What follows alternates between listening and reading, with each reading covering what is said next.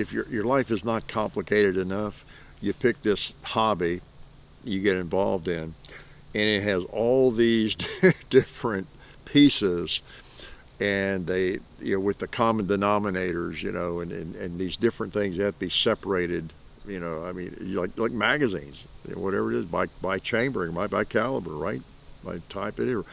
You got rifle magazines, you got pistol magazines, and you got all the various calibers in each magazines, and then with ammo, wow, there's no end to that, right? How that's organized, and the firearms, by caliber, how do you do it? How do you sort them? Let's say you have, what, 30 or 40 firearms. You got a couple of gun safes or something, and what do? Do you break it up? I'll put all my rifles in one, handguns in the other. I put all my bolt actions in one, and all my my modern sporting rifles or ARs in this one, or just my AKs in this one, and my ARs in that one, and my revolvers. Do I put all of them on this shelf? Maybe you just have 15, 20 guns, just. And you let's see, maybe it's by shelf. Do I organize them? Have all the revolvers on this shelf, semi-autos on this shelf, or do I do it by caliber, or whatever it might be? Do I keep the magazines with them that I have, or do I put them somewhere else in boxes, or label them? How do I label that? Yeah, you got all that stuff to figure out. None of it's brain surgery, right? Except it can get disorganized, really easily. Even when you have it organized, it can get disorganized again. It's a constant battle for me because I have a lot of all of that, as you can imagine. And even beyond that, unlike most of you, I have opportunities to mix it up even more, because we're always pulling to do a video. Like several times a week, I might be doing different videos and pulling 4 or 5 different guns for this one video, and getting 2 or 3 different calibers of ammo out for that video in different magazines, and then you finish up and you clean it all maybe right away or soon after, and then you get, okay, I got this magazine still has that rounds in it. What box did they come out of? And this magazine go here? Where's this magazine go? And which safe do I keep this in? Where does it go? So it's real easy if I'm a little too relaxed for a week and don't get things back where they go. I mean, I pay for it. So, but that doesn't answer your question. That just explains what a problem it can be, right? And for anybody, it's all relative. I have done it different ways. I have been reluctant. I have been I've put it off so long, and I should have built a structure years ago. Just haven't done it. To have more room to organize everything. I know some other shooters have done it. I've seen Ian's. I've seen 22 Plinkster. I was just kept putting it off, and I don't know if it's too late to do that now. I really want to fool with that. Building some big structure, pretty expensive. To finally get it all organized, I don't know. Or have more room to keep it organized. But I have done different things. I have a lot of gun safes, and so in my case, I have the good fortune of not just organizing a couple of shelves. I need to organize a lot of firearms and things, and so I do it kind of by safe, and I've changed it up several times. But I kind of have it like this safe is where all the bolt guns are, most part. This safe is where all the lever guns are in terms of long guns. And then this safe is ARs and AKs. So,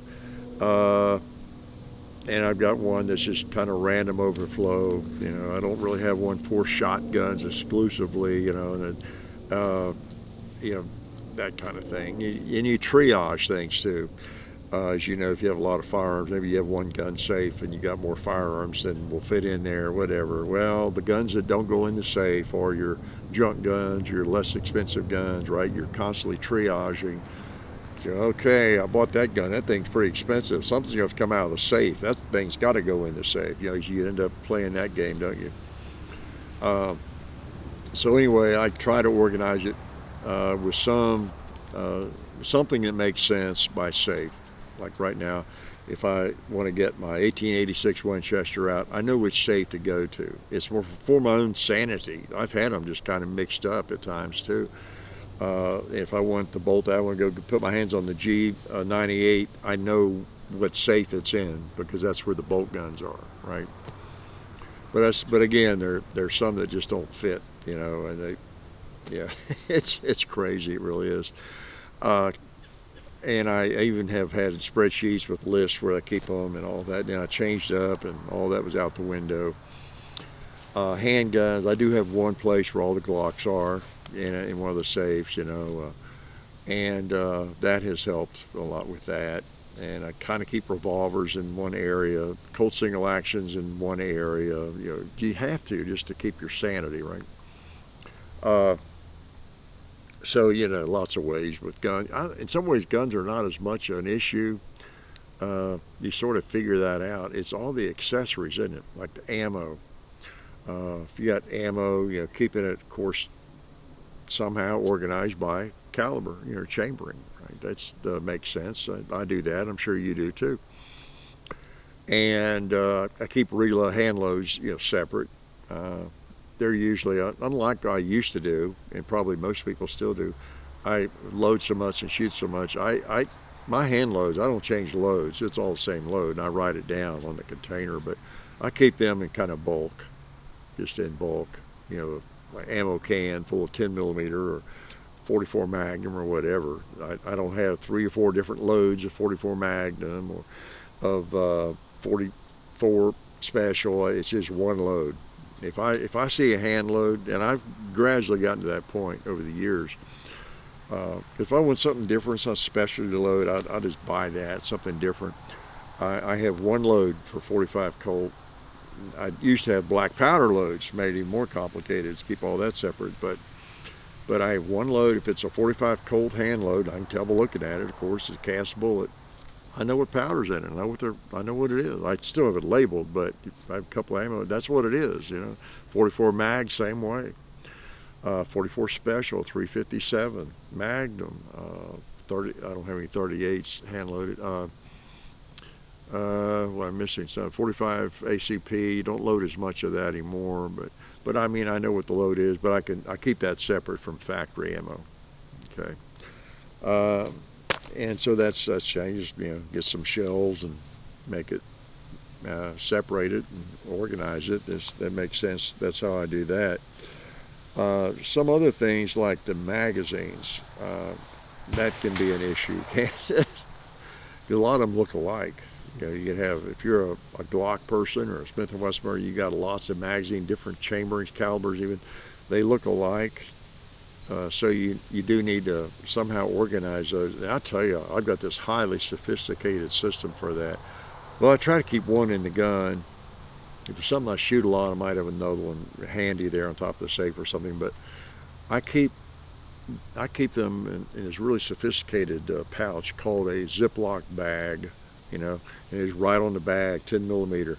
Like this very day, I dug out looking for my bag of 10 millimeter magazines, you know, Glock mags, and because I'm getting my hands on the 10 millimeter LC carbine Ruger, so I wanted to find those magazines and try that gun out. So I just Ziploc bags, and I got in a filing cabinet really right now, just drawers full of mags and Ziploc bags, and again, the ones I use the most, or I'm going after the most, they're right there, kind of handy, that kind of thing. So but it's a challenge keeping all that organized, and I had to make it worse because when I got into cowboy action shooting, I started loading Frontier cartridge, black powder, into 45 Colt, 45-70, and 12 gauge shotgun shells. So I had to make sure I had all that labeled. in different places because you can't tell by looking at it. And then I even had different loads. I had hot loads for my rifle and 45 Colt, and then moderate loads in handgun 45 Colt. I got away from that. I mean, they were all plenty strong, but so there's no end to the organization that you need to have